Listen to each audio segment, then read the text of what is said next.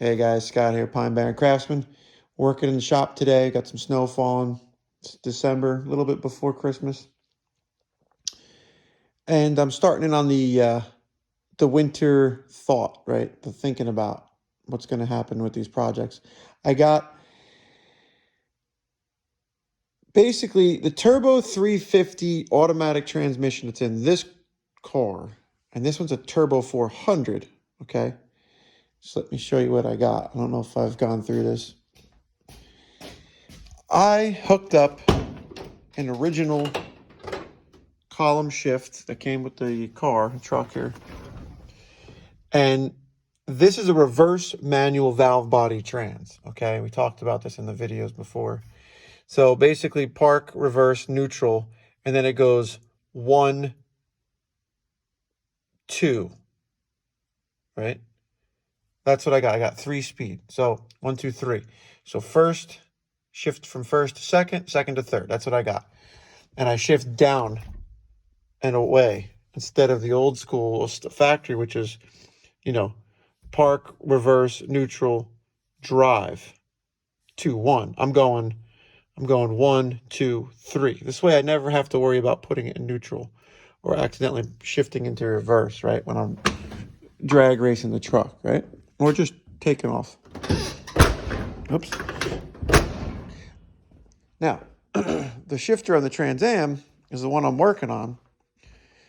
This is a standard gate. Everything's normal. B&M. There's no lock on this, okay? It's just, I think you lift up slightly, put it in reverse. Let's park, reverse, neutral, drive, 2, and 1.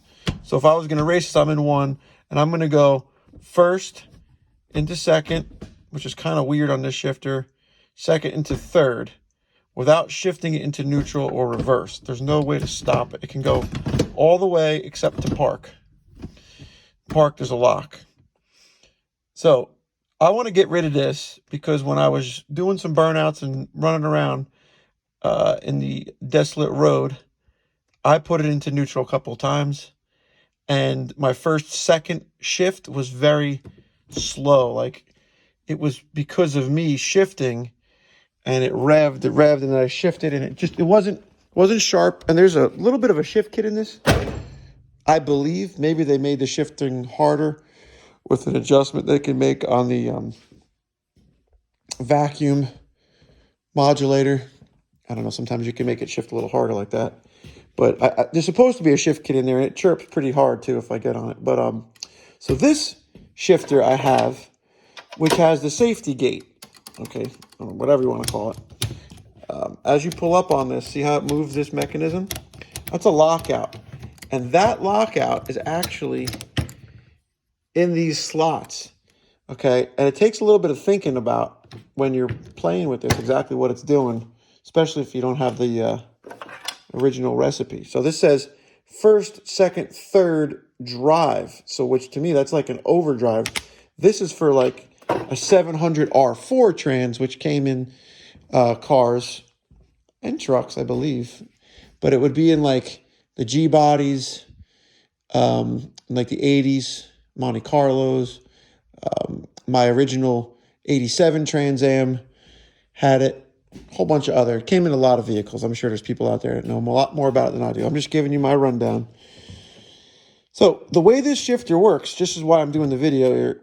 Right now I'm in park. And see how it's vertical in park? See? The other one is way forward in park.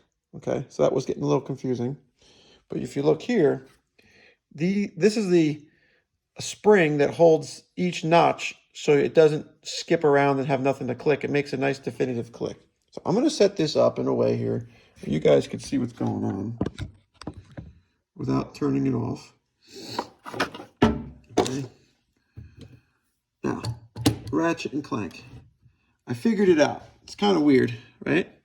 So you want to get into reverse. You go back a click, right? That's reverse.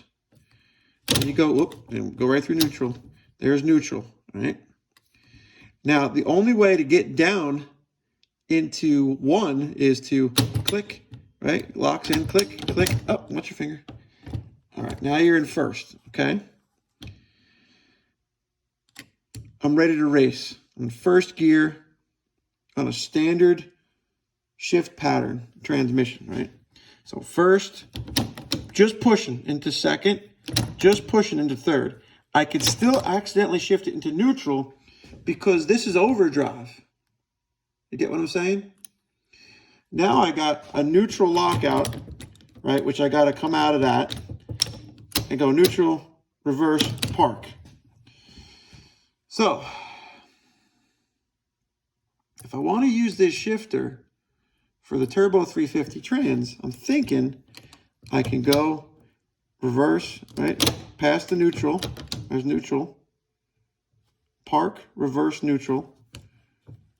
1 down, 2 down. I should be in 1 right there. All right. Boom, boom. And then neutral's going to be screwed up. I'm thinking, because then there's reverse here. This is reverse, and there's park. Reverse, park, neutral.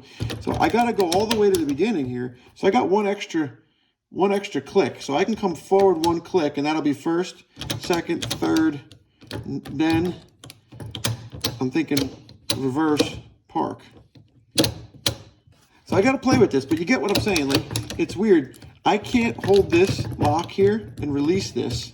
I can't pull up on it. I have to kick it forward. Have to kick it forward. Now the release is free. Have to kick it forward, right? Or go back. I could maybe hold it here. This might be neutral right there, actually. Now I got that, and I can protect my reverse and neutral shift. I'm just trying to learn how this thing works. I'm gonna pop it down. It's a click forward. It's a click forward. So what I like about these old ratchet style shifters is that when you're racing, you know, you just hit it. You don't have to play with this. I know it looks like I'm grabbing this a lot, but that's because I'm shifting past that neutral point. See? You have movement here without the lock. Okay? And that's reverse and park. So park, reverse, neutral. And then you can race, right? But I think you're going to be in neutral on that last shift. So I have to put it in the car and see how it works. I think I'd be happier with this than that other deal, which is basically you could just put it into any gear. And it's not a definitive click as nice as you want. It's just slipping through them. Also, I don't like the finish of the console with that. There's a gap around the edges. You could see underneath it, it's messy. So that console is a little bit hokey, but I think it's probably the ugliest thing about the interior is what's going on around that. I'll show you on this side. It's a slow process to get to this, like a nice finished engine cleaned up. I really don't know how far I want to take cleaning this thing up because it's a great running car. This thing has not left me down at all. So I'm happy to say that it's definitely worth, you know, the money I have invested in it. See this gap here? It's ugly. I'm trying to get rid of that.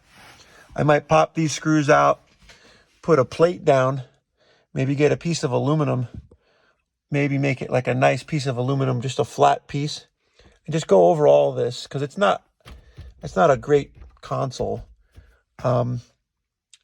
This piece comes out, you know, I don't have power windows. This is just forget me nots. Maybe you can hook this up to your garage door opener or something. I don't know. So I'd like to do maybe a piece of metal here and put like a piece of edge on it, just so it doesn't cut people.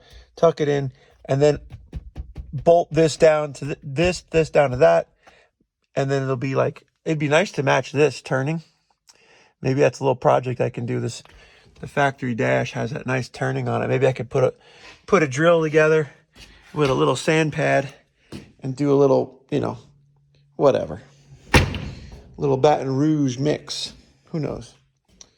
That's it, man. Let me know what you guys think. Hopefully you guys are enjoying some of the videos I got. Like, share, subscribe, notify, tell a friend. I got a lot of videos you guys can laugh at. So if you're looking for a joke or maybe some lectures, give me a shout, okay? Let me know if you guys want to see anything about this Evinrude I got here. If you want me to do something with that, get that thing running. Come on, man. I got taxidermy. I got this crazy looking guy here. Check me out. See ya.